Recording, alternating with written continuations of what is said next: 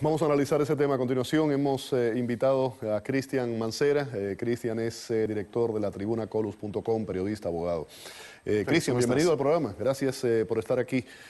La cifra esta de Forbes es de $600 millones al año. Estamos hablando de las entradas, de los beneficios de cualquier compañía productiva del mundo. No, pero es que, o sea, la FARC es una multinacional, Félix. Siempre se ha sabido. Sí, o sea, siempre se ha sabido esto. Más ten en cuenta que para la época de la zona de distensión estábamos hablando que existían alrededor de un promedio de entre 18.000 a 25.000 integrantes en esa época. Mantener a esa gente cuesta dinero. ¿Cuántos hay ahora? En este momento se estima que son 8.000 combatientes, pero independientemente de eso estamos hablando de que hay que financiar sueldos, hay que financiar frazadas, en fin, o sea que, y no solamente, y esto que estos sujetos se ganan en promedio entre 800.000, que son más o menos unos $400 al mes, y 1.500.000. Eso es lo que le pagan a un soldado. A un guerrillero de estos raso, pues, o sea.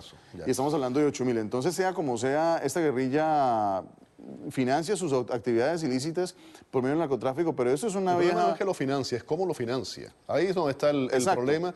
Estamos hablando del tercer grupo terrorista más rico del mundo, después de ISIS, de Hamas. Ahora, ¿viene a través de qué? Del secuestro, la extorsión, el narcotráfico. Exacto. Ponemos eso en perspectiva con este proceso de paz y después vamos a ir ahí. ¿Qué ocurre con ese dinero en caso de un acuerdo de paz? Bueno, esa es la pregunta del millón, porque estamos hablando de que estos jefes guerrilleros que están en La Habana tienen que tener altas, digamos, grandes cifras de dinero almacenadas en algún banco, en alguna cuenta clandestina. Tienen que tener dinero. Además, porque se sabe también del conocimiento público de que los hijos de esos guerrilleros viven en países, estudian en universidades de primera categoría. Claro, lo que se debía plantear es utilizar ese dinero para reparar a las víctimas del conflicto, ¿no? Pero el tema es cómo Juan Manuel Santos va a lograr encaminar estos recursos y lograr efectivamente que se logre castigar a sus jefes guerrilleros y que a su vez reparen los daños. Si tú observas, por ejemplo, el fenómeno de la reparación y el tema de los paramilitares que se desmovilizaron, claro, algunos se convirtieron en las famosas BACRIM que hoy en día existen, pero sea como sea, hubo un proceso, algunos están pagando cárcel, la mayoría están aquí en Estados Unidos, y se ha dado un proceso de reparación, aunque lento, pero se ha dado. Y se tiene que dar lo mismo en el caso del de la FARC, porque no puede ser posible que esta gente... ¿Qué? ¿Va a hacer un proceso de paz para lavar el dinero? Eso te iba a decir, ahí va. ¿Puede venir un proceso de lavado de dinero? Puede haber algo detrás de esta clase, porque es que no cabe la menor duda de que Iván Márquez, por ejemplo, ese sujeto tiene que tener una cantidad de dinero absurda y entonces se va a desmovilizar sin ningún tipo de recurso. Eso habrá que... Y además ese dinero en el exterior es bien complicado el tema, ¿no? Porque a nombre de quién está, dónde están esas cuentas, ¿quiénes son esos testaferros?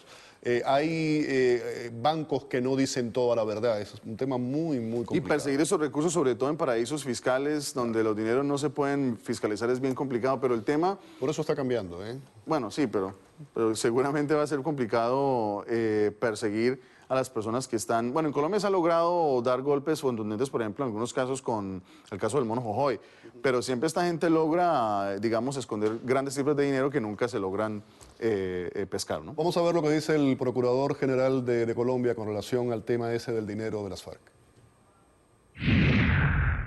De no exigirse la devolución de los miles de millones de euros y de dólares que circundan en el mundo financiero cuyo propietario ilícito son la FARC.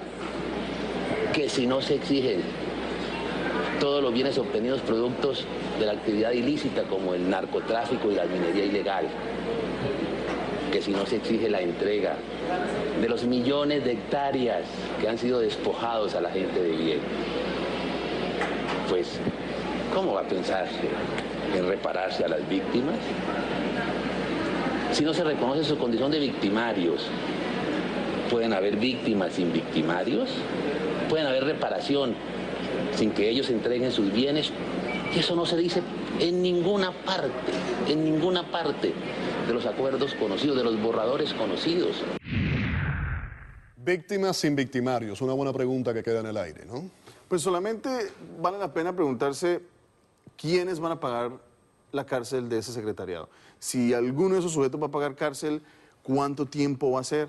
quiénes van a entregar recursos, cómo va a ser el tejemaneje y si Juan Manuel Santos realmente va a exigir eso de estos sujetos en La Habana. Y lo que es el procurador... ¿Crees que se le debe exigir realmente como parte de toda esa negociación? Es una negociación, ¿no?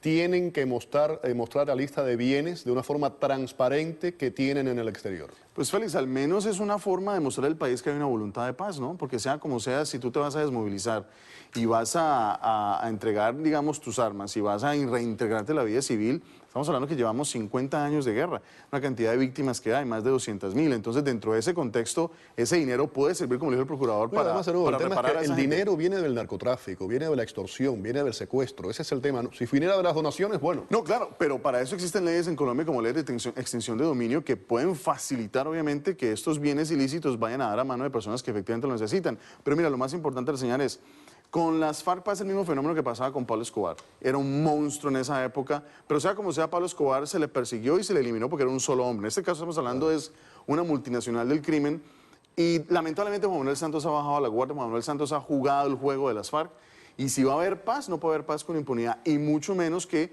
estos tipos se desmovilicen y no entreguen el dinero y los bienes. El tema, las facciones de la guerrilla. La guerrilla, decías tú que la cantidad de soldados es mucho menor actualmente y hay facciones. ¿Crees que todos van a seguir las órdenes y van a aceptar el acuerdo? No, porque lo que yo creo que va a suceder es que el secretariado se va a desmovilizar. Digamos, los mandos que siguen a ese renglón de mando, esa jerarquía, también se pueden llegar a movilizar para alcanzar un fortín para todo político. Ese dinero del narcotráfico que mueve millones y millones y genera tanto claro, dinero, pero ¿dónde queda eso? ¿En manos de quién? Los ¿Quién lo que va a vienen controlar? los que vienen detrás, que son guerrilleros, sea como sea, van a seguir el negocio, van a armar bandas criminales y van a seguir administrando el negocio y la situación no se va a acabar, Félix, lo que pasó con el tema de los paramilitares. Pero a mí lo que me da miedo es que estemos jugando a legalizar a un Iván Márquez, a un Timochenko, para que los de los mandos de abajo que vienen detrás de estos continúen con el negocio y se burlen del país. Muchas gracias por haber estado con nosotros, Cristian, como siempre. Gracias. Vamos a